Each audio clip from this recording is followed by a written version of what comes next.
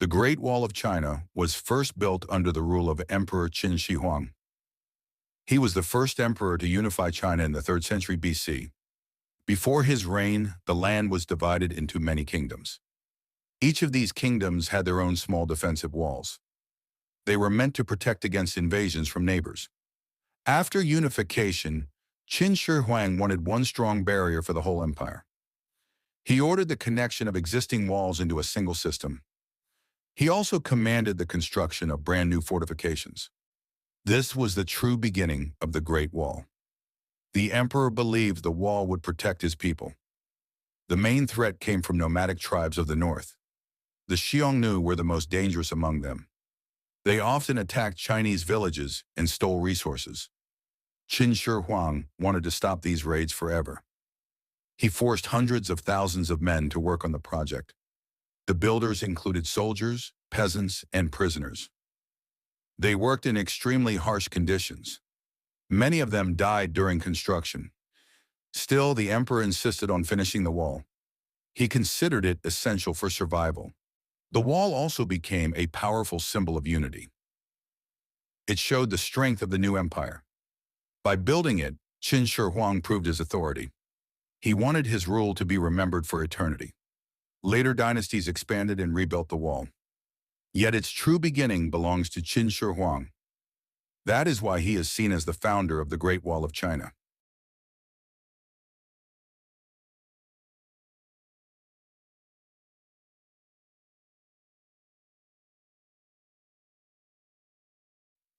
The construction of the Great Wall of China began in the 3rd century BC. This was the time when Qin Shi Huang became the first emperor of a unified China. Before his rule, China was divided into separate warring states.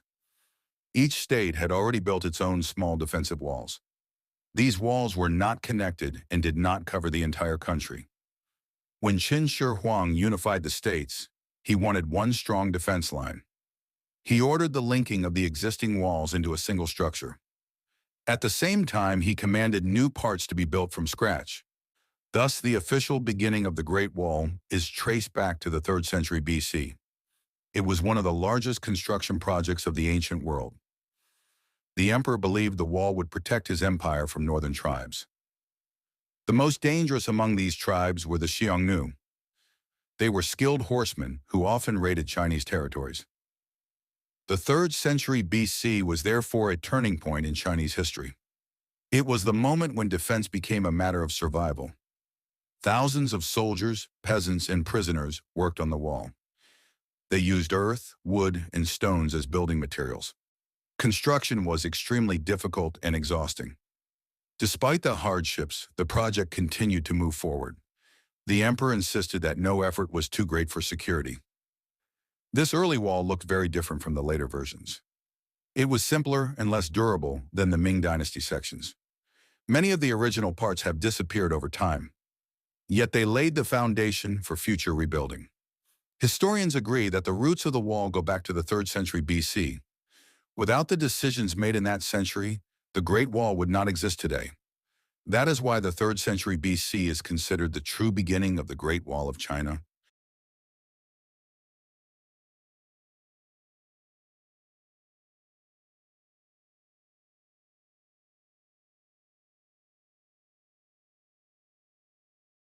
The Chinese decided to build such a huge wall mainly for protection.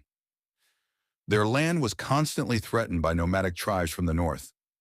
The Xiongnu were among the most dangerous of these groups. They were expert horsemen who raided Chinese villages. They stole food, animals, and even captured people. These raids created fear and instability across the region. To stop them, the Chinese needed a strong and long-lasting defense. Local walls already existed, but they were small and separate. They did not provide full protection for the empire. When Qin Shi Huang unified China, he saw the need for one giant barrier. The wall was meant to act like a shield for the entire country. It forced enemies to face a strong obstacle before reaching the heart of China. It also gave soldiers a higher position to watch for danger. By building watchtowers and beacon systems, warnings could be sent quickly. This improved the empire's military readiness. The wall was not only about defense, but also about control. It showed the emperor's power and authority. A project so massive reminded everyone of the strength of the central government. It also united the people under one purpose. The wall became a symbol of national security and pride. There was also an economic reason. The wall helped protect trade routes, especially the Silk Road. Merchants felt safer traveling with their goods. This supported the empire's economy and stability. Later dynasties continued to expand and rebuild the wall. But the original decision was driven by the need to stop invasions. That is why the Chinese decided to build such a huge wall in the first place.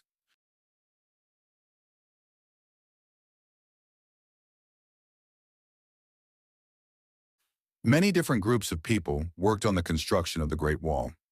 Most of the workers were soldiers who were ordered by the emperor to help. Farmers also had to leave their fields to join the building work. They often worked during times when farming was less busy. Prisoners were forced to take part as punishment for crimes. Some people who owed taxes or had broken laws were also sent to the wall. Skilled craftsmen, such as stonecutters and engineers, helped with the design and special parts of the structure. Ordinary villagers carried heavy loads of stones, earth, and wood. Many workers had to travel far from their homes to the building sites. The work was very hard and dangerous. The land was rocky, steep, and often very hot or freezing cold. Workers lived in poor conditions and had little food or rest. Because of this, thousands of people died during construction. Some legends even say their bodies were buried inside the wall. Despite the suffering, the workers created something enormous and lasting. Their effort shows the huge power of the emperors and the discipline of the Chinese Empire. The wall could never have been built without so many different groups of people working together.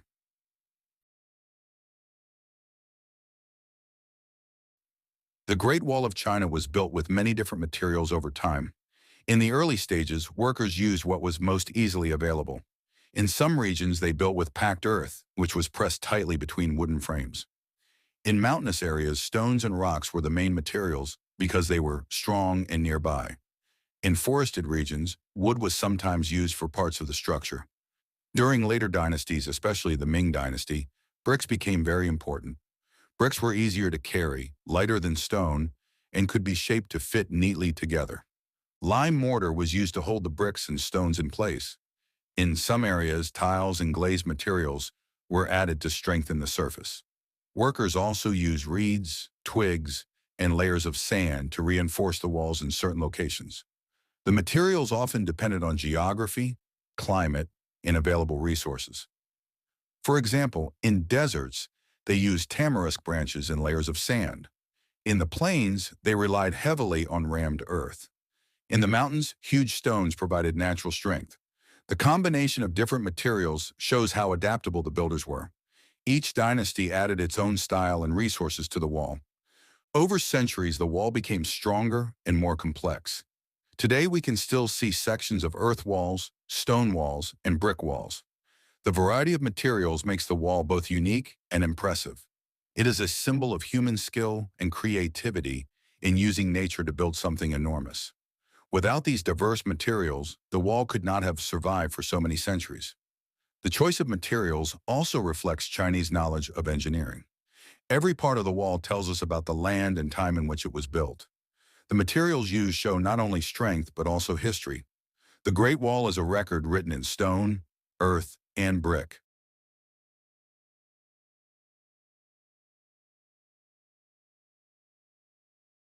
Historians estimate that millions of people took part in building the Great Wall of China.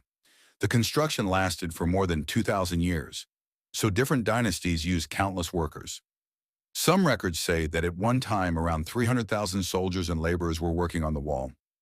Other sources suggest that if we add up all the dynasties, more than 2 to 3 million people contributed. The workforce included soldiers who were ordered to defend the land while also building. Many peasants were recruited and forced to leave their families behind. Prisoners and criminals were often sent to work as punishment. Skilled craftsmen and engineers were also involved to guide construction. Some workers were builders, others carried stones, and some transported bricks. Animals such as donkeys and oxen helped move heavy loads.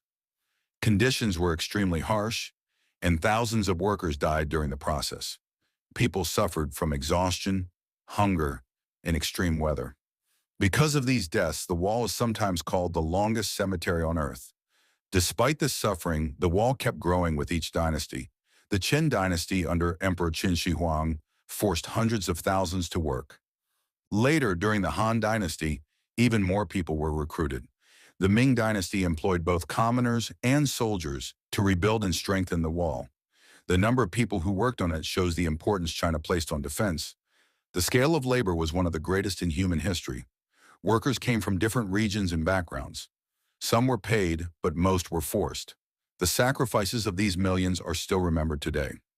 Without their effort, the Great Wall would never have existed. Every stone and brick carries the history of their hard work. The story of the workers is as important as the wall itself. Their contribution shows both human endurance and suffering. The Great Wall is a monument not only of defense but also of human labor. It reminds us of the cost of greatness.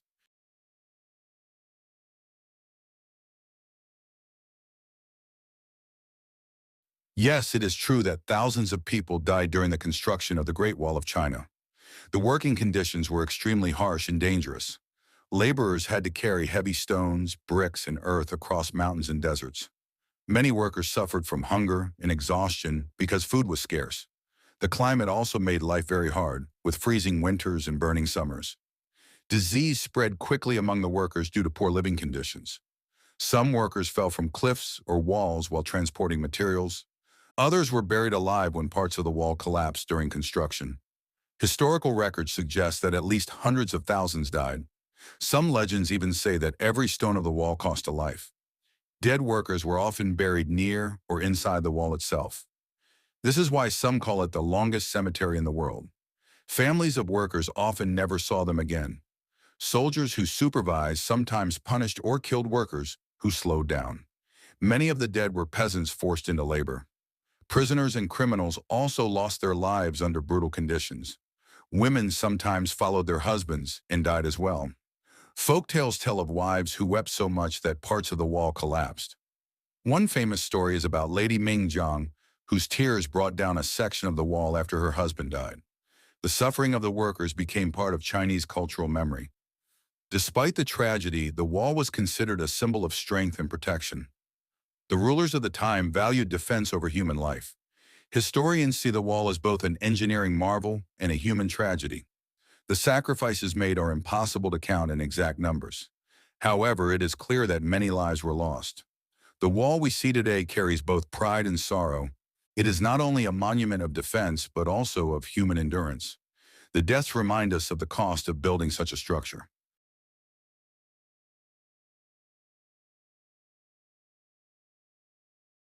The total length of the Great Wall of China is truly astonishing. Modern surveys have shown that the wall stretches for about 21,196 kilometers. This makes it the longest man-made structure in the world. The length is not just one straight wall, but a combination of many walls built by different dynasties. Some parts of the wall run parallel to each other, creating layers of defense. The wall stretches across deserts, mountains, plains, and grasslands. It passes through 15 provinces, municipalities, and regions of China. In the Qin dynasty, the wall was shorter but still impressive. Later dynasties extended it to cover more land. The Han dynasty added thousands of kilometers to protect trade routes like the Silk Road. The Ming dynasty created the longest and strongest sections with bricks and stones. When all parts are counted, including trenches and natural barriers, the total length becomes even greater. The wall is not a single continuous line, but a network of fortifications. Archaeologists have mapped ruined and hidden sections underground. Some stretches have disappeared over time due to erosion and human activity. Farmers once used bricks from the wall for their houses. Despite the damage, enough remains to show its enormous scale. Imagine walking its full length. It would take more than a year without stopping. The wall is so long that it could stretch halfway around the Earth's equator. The size symbolizes the ambition and power of ancient China. No other country in history has built such a vast defensive system. The wall is a mixture of human labor and natural landscapes. It reminds us of how people shaped the land for protection. Each kilometer holds stories of soldiers, workers, and dynasties. The total length shows not only engineering skill, but also determination. Today, UNESCO protects the wall as a World Heritage Site. The length continues to amaze visitors and historians alike. It remains a symbol of China's strength and endurance.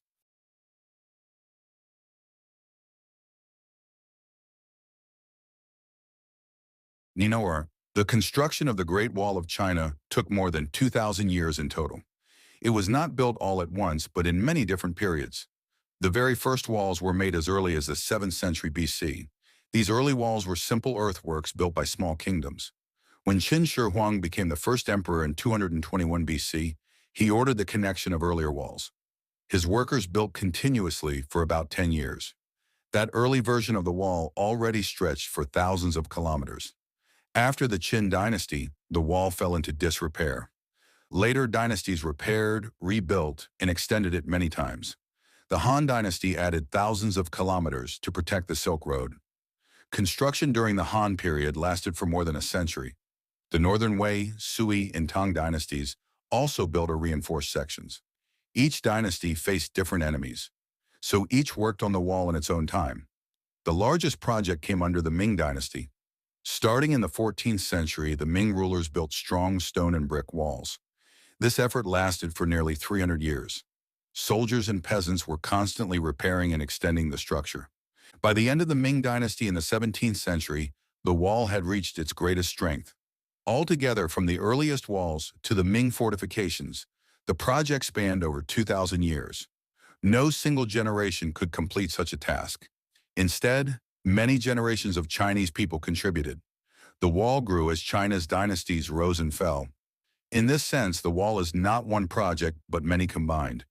Each part represents the era in which it was built. Even today, restoration continues on some sections. The Great Wall is therefore a living monument of history. Its long construction time reflects China's long struggle for security. The answer is not in years or centuries, but in millennia. The wall stands as proof of human persistence across ages. It is a timeless work shaped by countless hands.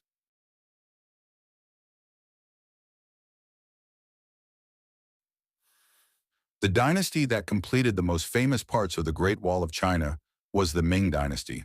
The Ming emperors ruled from 1368 to 1644, a time when China faced serious threats from northern nomadic tribes. To defend their empire, they decided to rebuild and strengthen the wall on a much larger scale. Earlier dynasties like the Qin and Han had built long sections, but those were mostly made of earth and wood. The Ming rulers wanted something stronger and more durable. They chose stone, bricks, and mortar as their main materials. This made the wall much more resistant to weather and enemy attacks. Many of the iconic watchtowers that we see today were built during this period. The towers allowed soldiers to observe enemies and send signals over long distances. The Ming also built fortresses and passes along the wall to house troops. These fortifications created a complete defense system rather than just a barrier. The Ming walls stretched for thousands of kilometers across mountains and valleys. The famous sections near Beijing, such as Badaling and Mutianyu, were built by the Ming. These parts are now the most visited by tourists from around the world. Because of the Ming's engineering skill, their wall is still standing strong centuries later. It is the reason why people today imagine the Great Wall as made of stone and brick. Without the Ming, the wall might have been forgotten as just piles of earth. The dynasty invested enormous effort, resources, and manpower into the project. The wall became a symbol of their power and determination to protect China. Soldiers guarded it day and night against invasions. For the Ming, the wall was not only a defense, but also a way to show strength. The legacy of their work defines the wall's image in modern times. The Ming dynasty's wall is what most people think of when they hear Great Wall of China. It is their construction that turned the wall into a world wonder.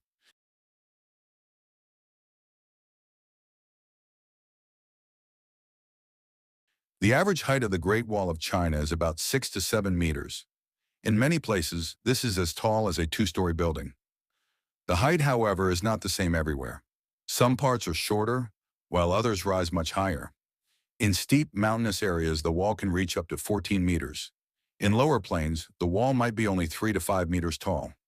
The designers adjusted the height depending on the geography. The purpose of the wall was defense, so it needed to be tall enough to stop enemies from climbing. The top was usually wide enough for soldiers to walk along. At some points, the wall is 4 to 5 meters wide, allowing horsemen to patrol. The height also gave archers an advantage over invaders. Watchtowers were built even taller than the wall itself. From these towers, soldiers could see far across the land. The Ming Dynasty built the tallest and strongest sections. Their walls often averaged 7 to 8 meters in height. These walls were made of stone and brick, which helped them last longer. Earlier dynasties relied on rammed earth, which made shorter and weaker walls. The different heights show how technology and resources improved over time. The height also depended on the level of threat in the region. In areas close to strong enemies, the wall was built higher and thicker. In safer areas, it was shorter and simpler. The variation makes the wall look different in different provinces. The average height might sound small compared to modern skyscrapers. Yet for ancient times, it was an incredible achievement. It required massive amounts of labor and planning. The wall's impressive size is still visible today. Even after centuries of erosion, many sections remain tall and strong. The average height shows the balance between practicality and defense. It was high enough to protect, but possible to build on such a huge scale. The Great Wall's height is one reason it became a wonder of the world. It symbolizes both human effort and strategic thinking.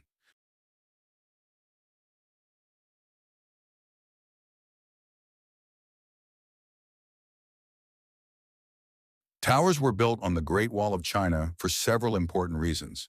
Their main purpose was defense. From the top of the towers, soldiers could see enemies approaching from far away. The high position gave them an advantage in spotting movements across the plains and mountains. Towers were also used to send signals between different sections of the wall.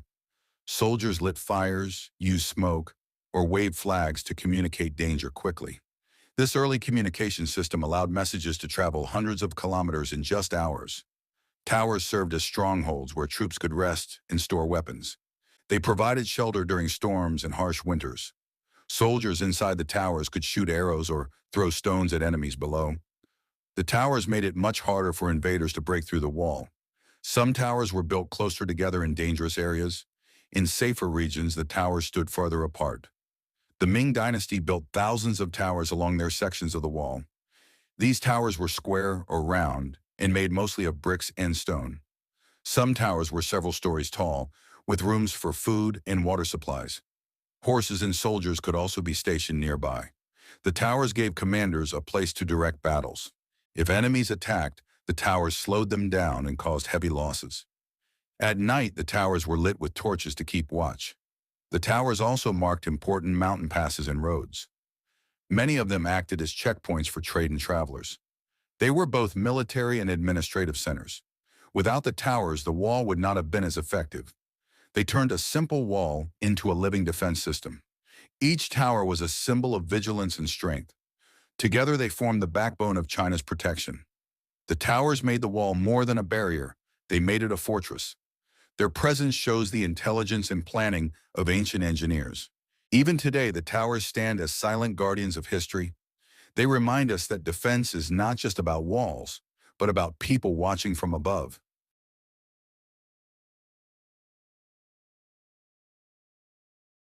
Signal fires on the Great Wall of China were used as an ancient communication system. They allowed soldiers to warn distant forts and cities about enemy attacks. Fires were lit at night, while smoke signals were used during the day. This made it possible to send urgent messages across hundreds of kilometers. The system was simple but extremely effective.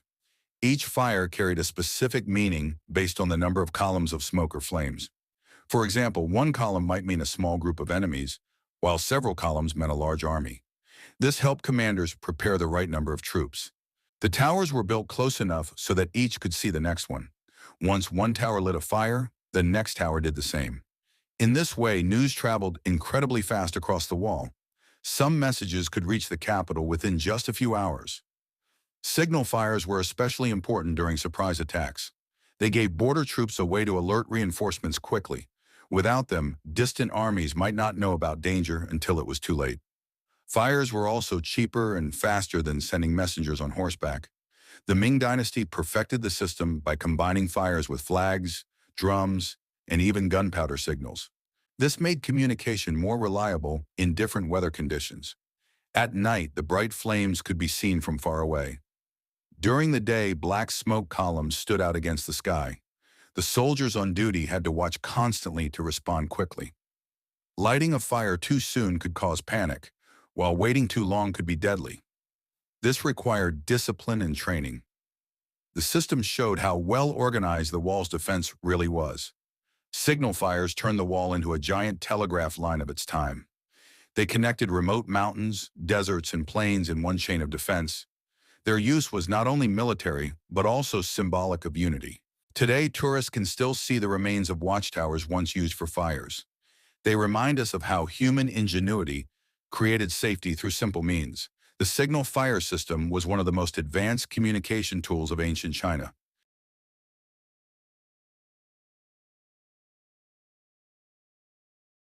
The widest part of the Great Wall of China is located at the Badaling section near Beijing.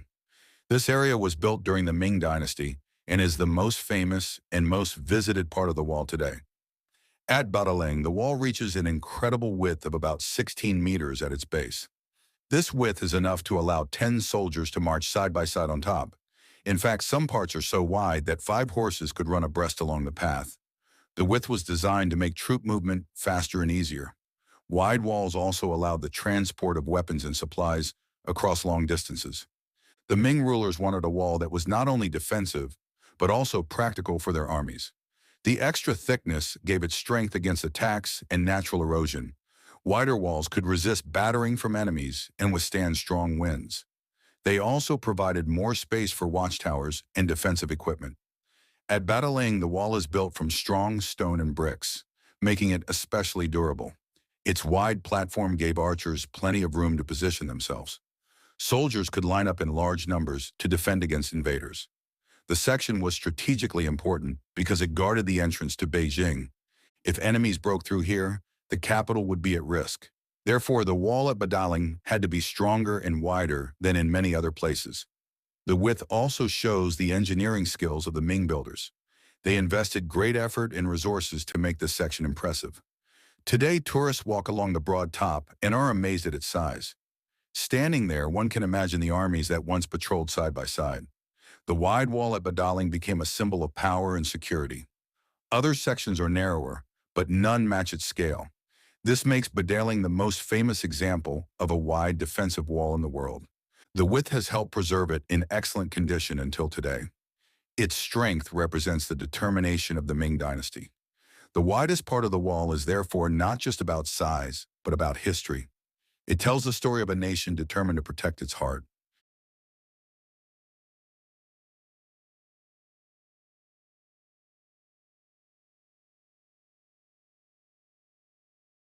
Soldiers moved along the Great Wall using various methods depending on the terrain. On flat sections, they often walked on the wall itself. They patrolled regularly to watch for enemy movements. Horses were used on wider parts of the wall for faster travel. Cavalry units could cover long distances quickly. Soldiers carried supplies while moving along the wall. They sometimes used carts or pack animals when transporting heavy materials. In mountainous areas, soldiers had to climb steep paths beside the wall. Narrow passages made movement difficult for large groups. Signal towers helped soldiers communicate over distances. Messengers ran between towers to relay messages. Fires or smoke signals were used to alert distant soldiers. Flags were sometimes raised to send visual signals. Runners were trained to move quickly along the wall in emergencies. Some sections had stone steps to make climbing easier. Soldiers learned to navigate uneven terrain efficiently. Watch posts were spaced so soldiers could rest between patrols. Guard towers offered vantage points for spotting enemies. Soldiers moved in shifts to maintain constant surveillance. Supply points were located along the wall for resupply. Fortified gates allowed controlled movement in and out. Temporary camps were set up during long patrols. Scouts often moved ahead of main forces to detect threats. Soldiers had to carry weapons and armor while moving. Weather conditions sometimes slowed their progress. Despite challenges, the wall allowed organized troop movement. Overall, soldiers combined walking, riding, and signaling to protect the wall efficiently.